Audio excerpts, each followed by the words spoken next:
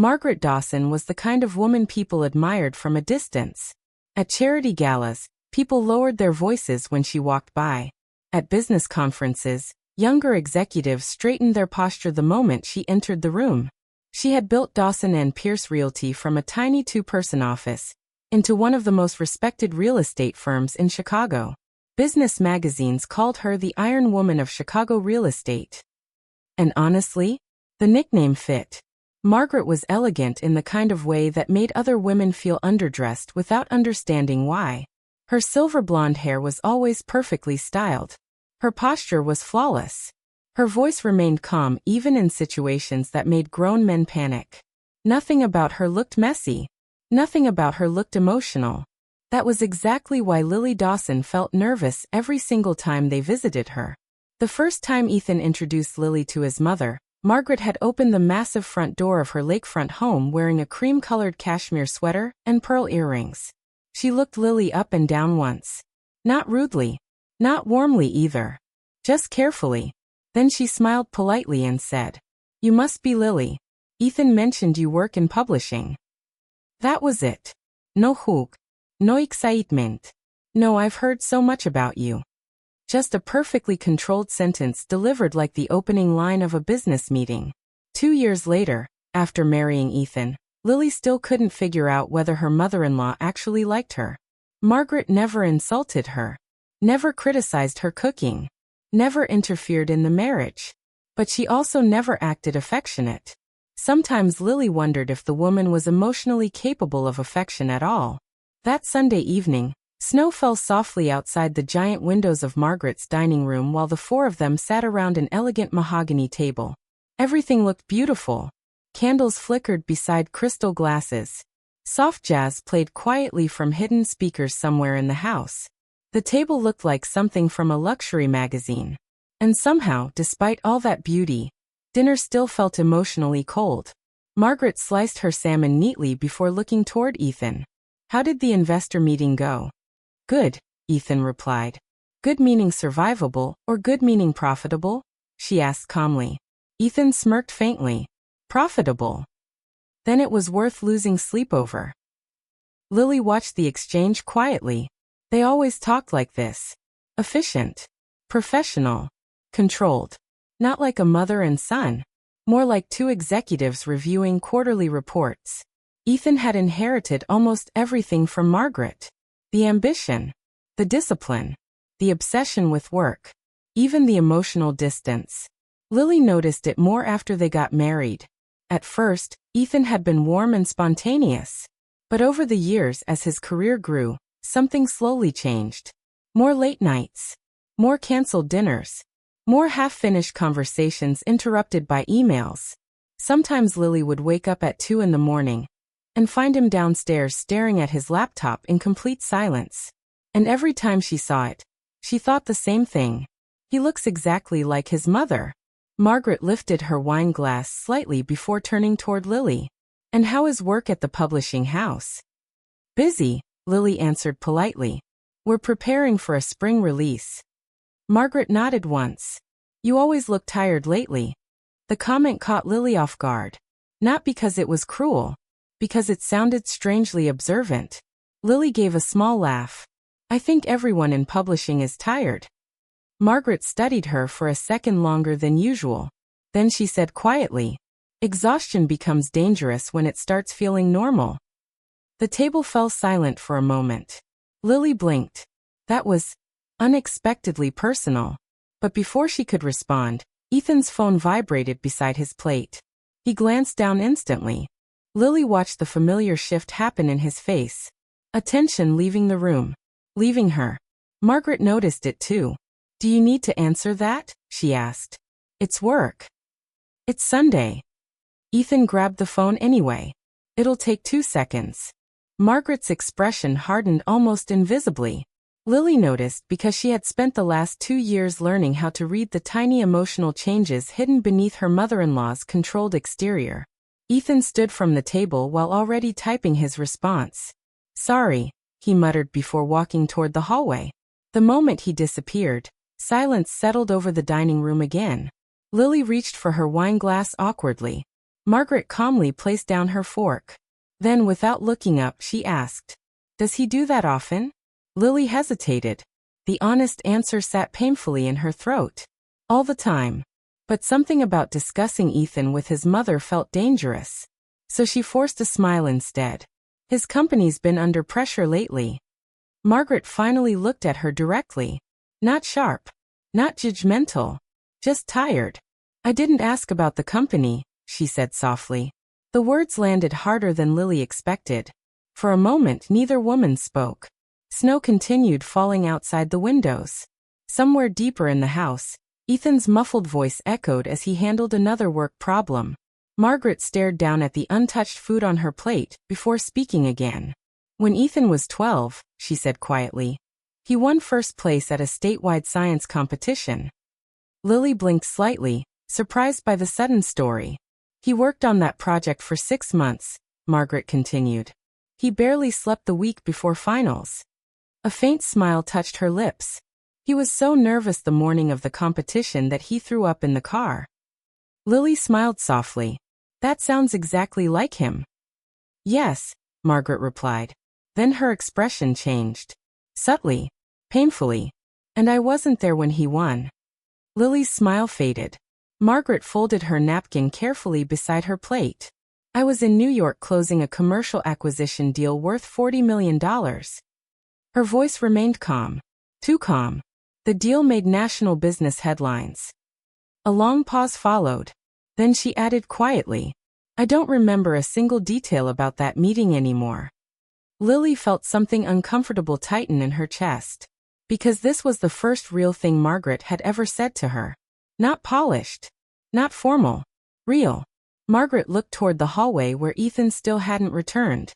Then she said something so quietly Lily almost missed it. "But I still remember the sound of disappointment in my son's voice when he called me afterward." The room suddenly felt smaller. Warmer. Heavier. Lily didn't know what to say.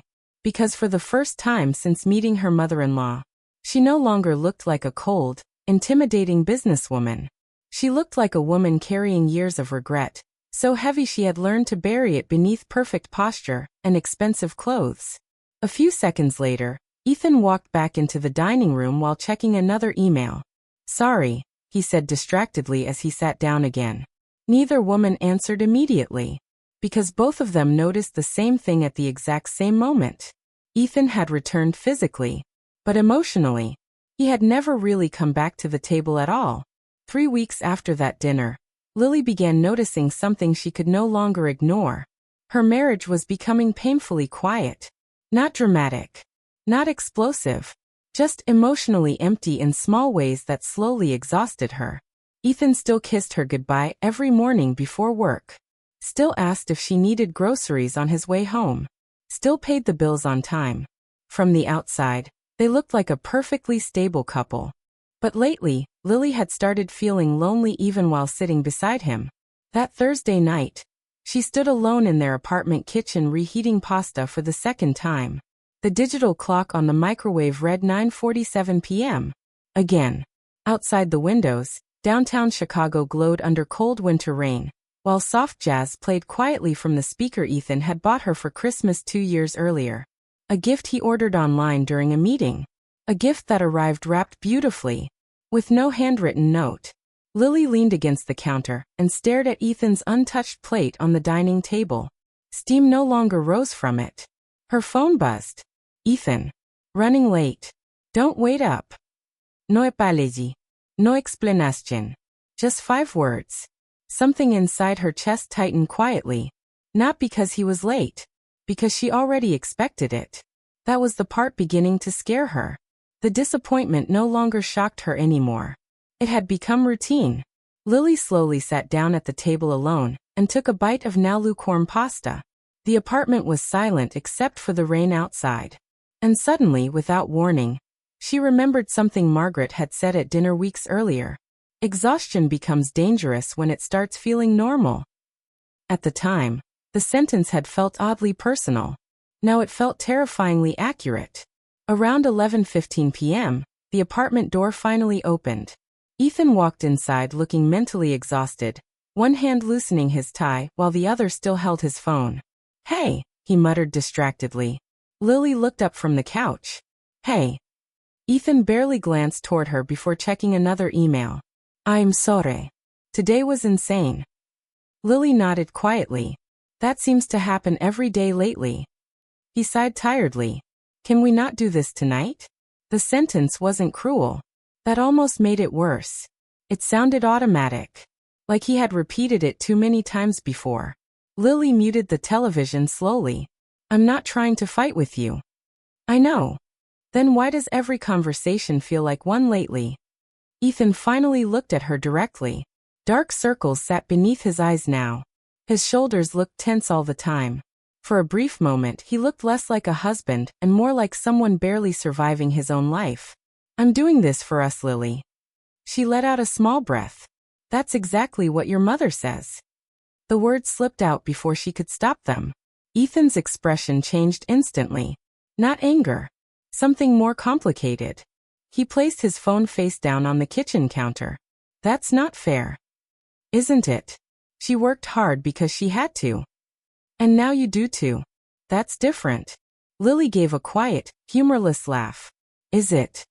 The room fell silent. Rain continued tapping softly against the windows. Ethan rubbed a hand over his face before speaking again. "You think I want this? I think you don't even notice it anymore." His jaw tightened slightly. "Notice what?" "That you're never really here." The sentence hung heavily between them. Ethan looked away first. And somehow that hurt more than if he had argued back. Lily stood slowly from the couch. "When was the last time we had dinner without your phone on the table?" "That's part of my job." "When was the last time you asked how I was doing emotionally?" Ethan opened his mouth slightly, then stopped, because neither of them knew the answer.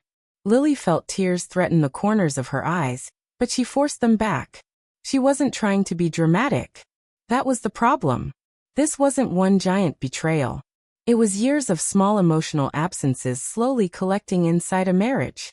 Ethan grabbed his phone again instinctively when it vibrated. Lily stared at the movement. And suddenly she saw it clearly. The same reflex. The same distance. The same inability to fully stay emotionally present. Exactly like Margaret. The realization made her chest ache unexpectedly. Not because she hated Margaret. Because for the first time, she understood her. Ethan noticed her expression soften slightly. "What?" Lily shook her head slowly. "Nothing." But it wasn't nothing. It was the terrifying realization that emotional loneliness could pass quietly from one generation to another without anyone intending harm. The next Sunday, they drove to Margaret's house for dinner again. The tension between Ethan and Lily remained quiet but noticeable. At least to Margaret. She noticed everything. The untouched silence in the car ride there. The way Lily stared out the window. The way Ethan checked emails while walking from the driveway to the front door. Margaret opened the door before they even rang the bell. "You're late," she said calmly. "Traffic," Ethan replied. Margaret's eyes moved briefly toward Lily. One glance. And somehow Lily had the strange feeling that the older woman already knew something was wrong. Dinner started politely enough. Roasted chicken. Wine. Soft piano music in the background. The kind of elegant evening Margaret always created effortlessly. But underneath it all, tension quietly simmered. About halfway through dinner, Ethan's phone buzzed again. Lily watched him glance down instantly. Margaret watched too. And this time, something in her expression changed. Slowly, she placed down her fork. "Don't answer it." The room went still. Ethan frowned slightly. "It's work." "It's always work." "I need to respond." "No," Margaret said calmly. "You want to respond." Ethan leaned back slightly. "Mom. I spent 20 years saying the exact same sentence." Her voice remained controlled. But Lily noticed something underneath it now. Emotion. Real emotion. Margaret looked directly at her son. "And do you know what happens after a while?" Ethan exhaled impatiently. "Can we not do this tonight?" The moment the sentence left his mouth, silence crashed over the table. Because Lily had heard those exact same words only 3 nights earlier. Margaret noticed it too immediately. Something painful flickered across her face, almost like watching history repeat itself in real time. Then suddenly, for the first time since Lily had known her, Margaret raised her voice. Not loudly, but enough to shake the room. "You are becoming exactly who I was." Ethan froze. The words hit harder than shouting ever could. Margaret's eyes glistened faintly beneath the dining room lights. "You think success excuses emotional absence because that's what I taught you." Nobody moved. Nobody spoke. Margaret looked down at her wine glass for a second before continuing more quietly. "And trust me, success feels very lonely when the people you love stop needing you emotionally." Lily felt her throat tighten, because the woman sitting across from her no longer looked cold. She looked devastated. Margaret finally turned toward Lily, and for the first time ever, there was no elegance left in her expression. Only regret. Deep. Heavy. Human regret. Then she whispered something so quietly it almost broke Lily's heart. "I didn't realize I was losing my son until he stopped reaching for me completely." The argument at Margaret's dining table changed something between the three of them. Not immediately. Not dramatically. But after that night, Lily could no longer look at her mother-in-law the same way. Because once you see regret inside someone, it becomes impossible to keep believing they're heartless. A few days later, Lily stopped by Margaret's office building downtown to drop off a scarf Ethan's mother had accidentally left in their car.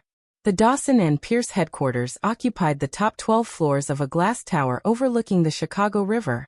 Everything about the building felt expensive. Quiet marble floors. Soft lighting. Employees speaking in calm professional voices. Even the receptionist lowered her posture slightly when Margaret walked through the lobby. "Good afternoon, Mrs. Dawson." Margaret nodded politely before noticing Lily near the elevators. For a split second, surprise crossed her face. Not annoyance. Just surprise. "Lily, I was nearby," Lily said, lifting the folded scarf slightly. "You left this in Ethan's car."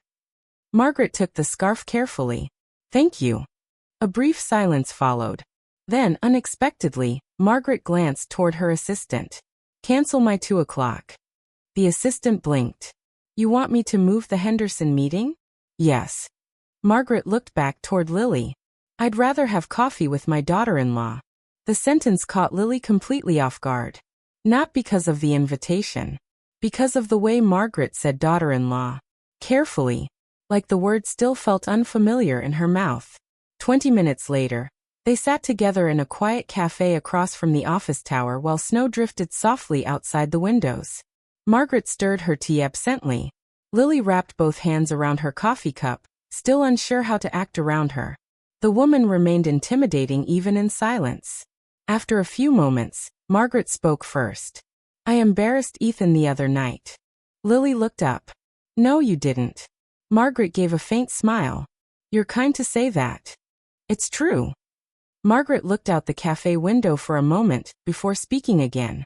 "When Ethan was younger, I used to think parenting was about stability." Her voice remained calm. "Food on the table. Tuition paid. Opportunities created." She paused briefly. "I thought love could be proven through sacrifice." Lily listened quietly. Margaret gave a small bitter laugh. "The problem is children don't measure love mathematically." Something about the sadness in her voice made Lily's chest ache unexpectedly. For years, Lily had imagined Margaret as emotionally untouchable. But now she was beginning to realize something deeper. Margaret wasn't emotionally cold because she lacked feelings. She was emotionally restrained because guilt had taught her to hide them. A few days later, Ethan left town unexpectedly for a 3-day conference in Seattle. The apartment felt unusually quiet without him. On the second evening, Lily received a text from Margaret. "Margaret, would you mind helping me with something tomorrow?" That alone felt strange. Margaret never asked for help. The next morning, Lily drove to the lake house expecting some kind of formal errand. Instead, Margaret greeted her wearing jeans and an oversized gray sweater Lily had never seen before. Without makeup. Without heels. Without the polished perfection she normally carried like armor. For the first time, she looked her age. And somehow softer. "There's a leak in the storage room downstairs," Margaret explained. I need help moving some boxes before maintenance arrives. Lily followed her into the basement. The storage room smelled faintly like old paper and cedarwood. Cardboard boxes lined the walls neatly, each labeled in careful handwriting. Tax records, old contracts, holiday decorations. Margaret knelt beside one water-damaged box with visible frustration. These need to be moved. Lily crouched beside her and lifted the first stack carefully. As she did, a smaller box hidden underneath slid loose and fell sideways onto the floor. Photographs scattered everywhere. Lily froze. So did Margaret. For a brief second, panic flashed across the older woman's face. Not anger. Panic. Lily quickly bent down to help gather the pictures. Then she stopped. Because every photo was of Ethan. Little Ethan. 8 years old holding a soccer trophy. 10 years old missing his front teeth. 13 years old smiling awkwardly beside a science fair display. There were hundreds of them. Carefully preserved. Carefully organized. Lily looked up slowly. I didn't know you kept these. Margaret said nothing at first. Then she quietly sat down on the edge of a nearby chair. And for the first time since Lily met her, she looked emotionally defenseless. There's more, Margaret admitted softly. Lily glanced toward the open box again. Inside were asterisk school recital programs, asterisk report cards, asterisk birthday cards, asterisk little handwritten notes, asterisk drawings made in crayon. One folded paper slipped partially open. In messy child handwriting it read, Mom, are you coming this time? Lily felt something twist painfully inside her chest. She looked back toward Margaret slowly. The older woman stared at the floor. I kept everything, she whispered. Even when I wasn't there. The room fell silent except for the faint sound of dripping water somewhere nearby. Lily carefully unfolded another paper. A school concert invitation. Front row seats reserved for parents. The date was circled neatly in blue ink. Margaret noticed Lily reading it. I missed that one too. Her voice cracked slightly on the last word. It was the first crack Lily had ever heard in Margaret Dawson's composure. Margaret pressed her fingers together tightly. When Ethan was little, every missed moment felt temporary. She swallowed hard before continuing. I kept telling myself I'd make it up later. Her eyes moved slowly across the scattered photographs. But childhood doesn't wait for people to become less busy. Lily sat quietly beside her on the basement floor. Neither woman moved for a while. Then Margaret reached toward one small photograph carefully. In it, Ethan looked about 6 years old, sitting alone at a school cafeteria table during what looked like a family event. Every other child had parents beside them. Ethan smiled anyway. That somehow made the picture worse. Margaret stared at it for several seconds before whispering. He stopped asking me to come after he turned 12. Lily felt tears burn unexpectedly behind her eyes. Because suddenly everything made sense. Ethan's emotional distance. His obsession with work. His inability to stay fully present. He hadn't learned those things from cruelty. He learned them from survival. Margaret wiped quickly beneath one eye before the tear could fully fall. Then she laughed softly at herself. Look at me. Lily shook her head immediately. No. Margaret looked genuinely confused. No. You loved him, Lily said quietly. The older woman's expression broke slightly. Not in the way he needed. The honesty in that sentence nearly shattered the room. Lily slowly reached for Margaret's hand. At first, the older woman looked startled by the gesture. Almost like physical comfort was something unfamiliar. Then very slowly, her fingers closed around Lily's hand back. And for the first time in years, Margaret Dawson allowed someone to witness the grief she had spent decades hiding behind success. Something shifted after that afternoon in Margaret's basement. Not all at once. Not in the dramatic way movies often portray healing. No emotion el speeches. No instant closeness. Just small changes. Quiet ones. The following Sunday, Lily woke up to a text message at 9:12 in the morning. Margaret, would you and Ethan like to come for dinner tonight?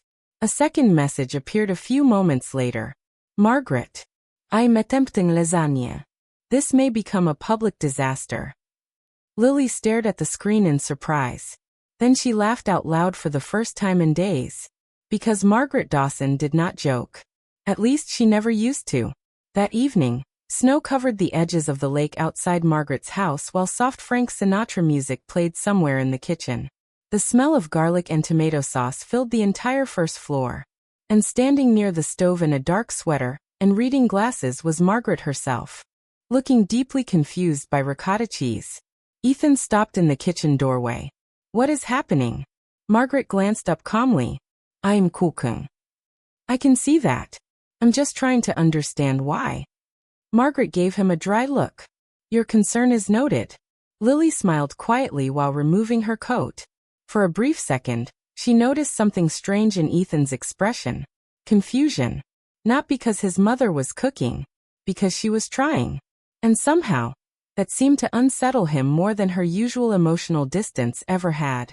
Dinner turned out slightly overcooked. Margaret admitted this immediately. "The edges taste like construction material," she announced calmly after the first bite. Ethan laughed unexpectedly. A real laugh. Not the polite corporate version he used around clients. Lily looked at him in surprise. Margaret noticed too. And for just a moment, something softened in her face. Almost relief. The evening felt different from previous dinners. Less formal. Less emotionally guarded. Margaret even asked Lily questions unrelated to work. "How is the novel editing project going?" "Better," Lily admitted. "I finally convinced the author to rewrite Chapter 8. Margaret nodded approvingly. Good editors save books from their writers. Ethan smirked. "That sounds violent." "It's honest." The three of them laughed softly. And for a moment, Lily caught a glimpse of the family. They could have been years earlier if nobody had been so afraid of vulnerability. But healing, Lily quickly realized, was not linear. 3 weeks later, everything cracked again. It happened on a Thursday night. Lily had been feeling exhausted for days, but she ignored it at first. Long work hours. Stress. Winter fatigue. Then one morning, while standing in the bathroom staring at a pregnancy test trembling slightly in her hands, everything changed. Positive. Lily sat down slowly on the edge of the bathtub. Her heart pounded wildly. A baby. For several seconds, she simply stared at the result in silence. Then she smiled. Actually smiled. By the time Ethan came home that evening, Lily had rehearsed the moment in her head at least 20 times. She imagined his face lighting up. Shock, joy, excitement. Instead, when she finally told him, Ethan froze. Not unhappy, just overwhelmed. "Wow," he whispered while sitting down heavily at the kitchen counter. Lily's smile faltered slightly. "Yeah." Ethan rubbed both hands over his face. "That's wow." "You already said wow." "Sorry." He gave a nervous laugh. "It's just unexpected." Lily waited, but the excitement never fully came. Instead, Ethan immediately started talking about logistics. Money. Schedules. Space. Timing. Practical things. Responsible things. Emotionally safe things. Lily stared at him quietly while he spoke. And suddenly she recognized it again. The same survival instinct Margaret once described. When emotions became overwhelming, Ethan escaped into responsibility. A week later, Lily lost the baby. The doctor explained gently that early miscarriages were common. That nobody was to blame. That these things happened every day. But none of those sentences made the silence inside Lily hurt less. At the hospital, Ethan sat beside her holding her hand tightly. Yet somehow he still felt emotionally far away. Like he wanted desperately to fix her pain, but had no idea how to step inside it with her. "I'm sorry," he whispered repeatedly. Over and over again. Like an apology could undo grief. That night after returning home, Lily curled silently beneath the blankets while Ethan stood helplessly in the bedroom doorway. "What do you need?" he asked quietly. Lily wanted to answer, but she honestly didn't know. Eventually Ethan sat beside her awkwardly. Then his phone buzzed on the nightstand. He looked toward it instinctively. Only for a second. But Lily saw it. And the tiny movement broke something inside her. Not because of the phone itself. Because grief had entered the room. And even now, part of him still emotionally escaped. Lily turned away silently. Ethan noticed immediately. I wasn't going to answer it. But you wanted to. The exhaustion in her voice made him flinch. For a long moment neither of them spoke. Then Ethan quietly left the bedroom. An hour later, Lily heard the front door close.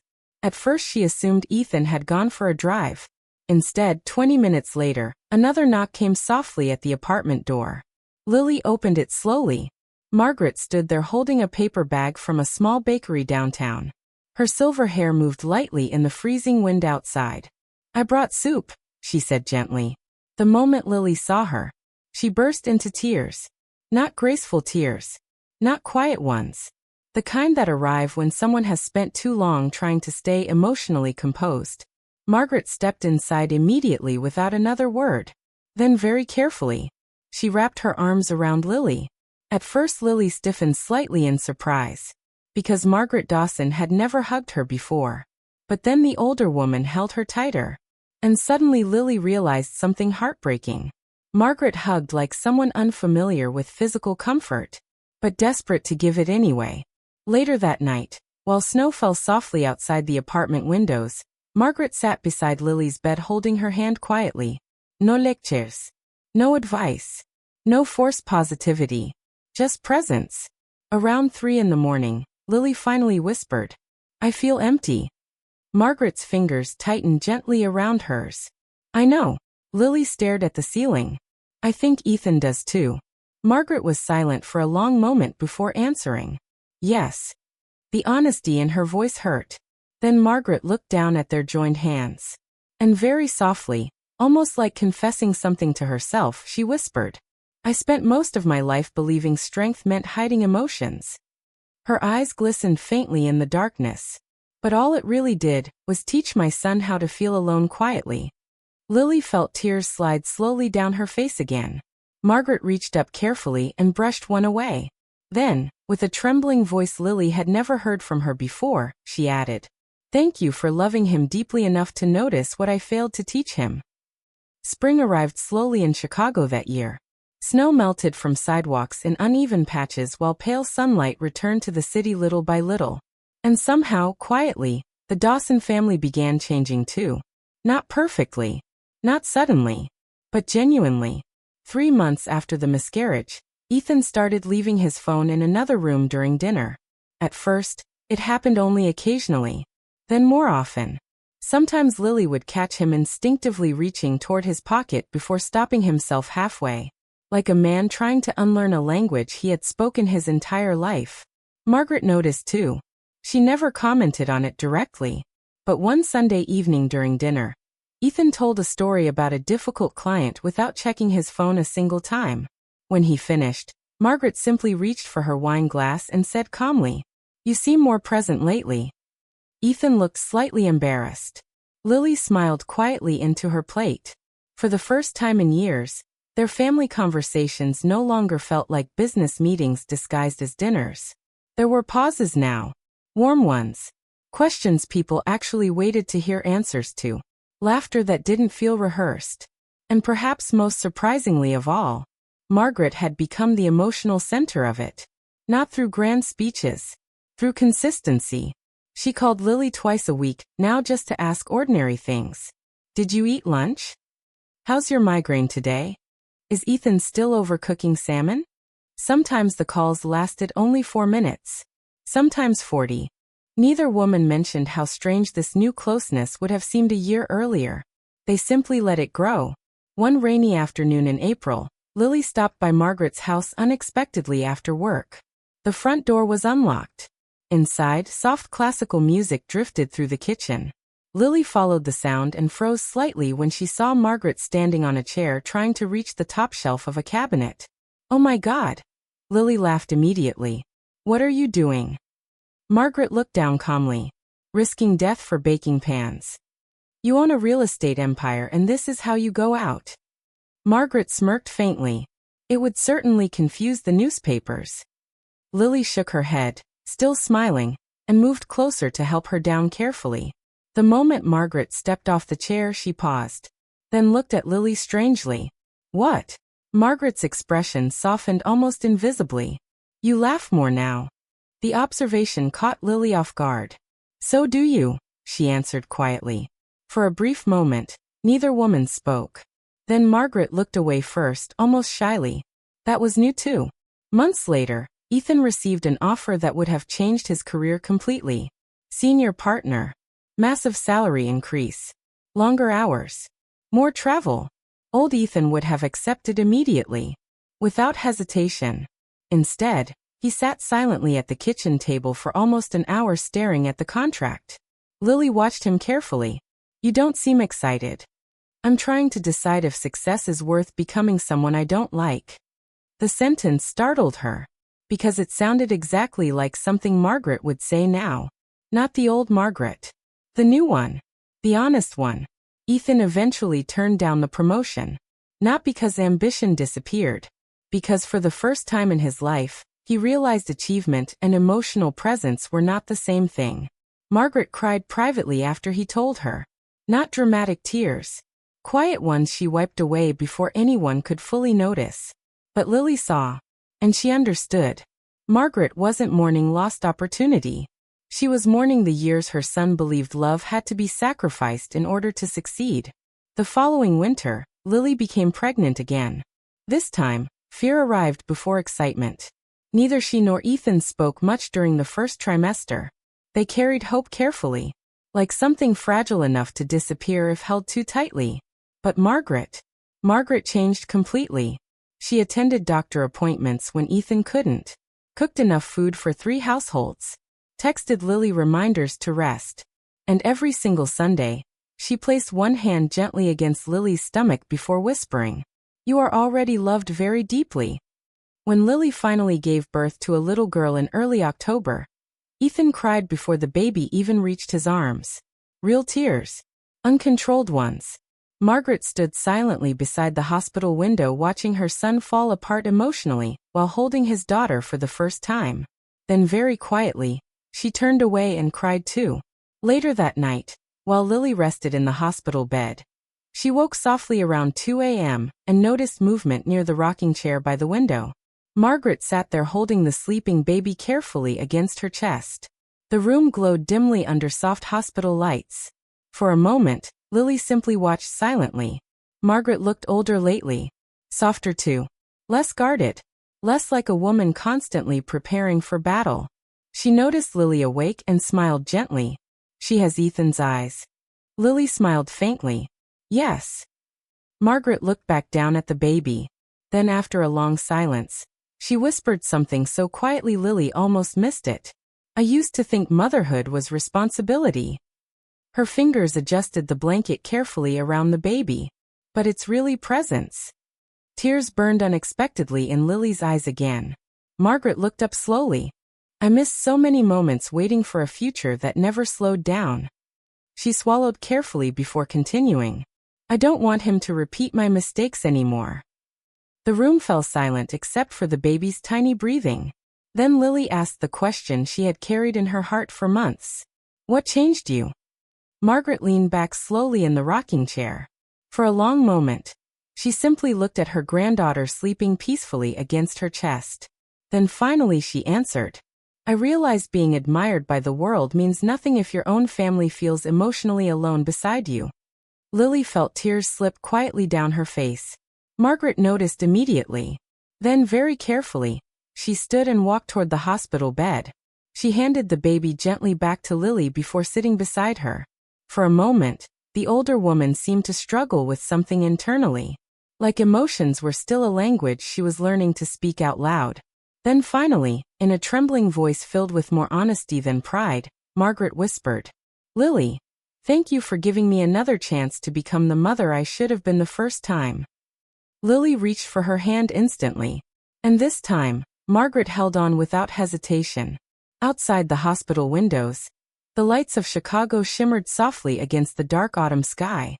Inside that quiet room, 3 generations sat together for the first time, not as people connected by obligation, but as a family finally learning how to love each other openly.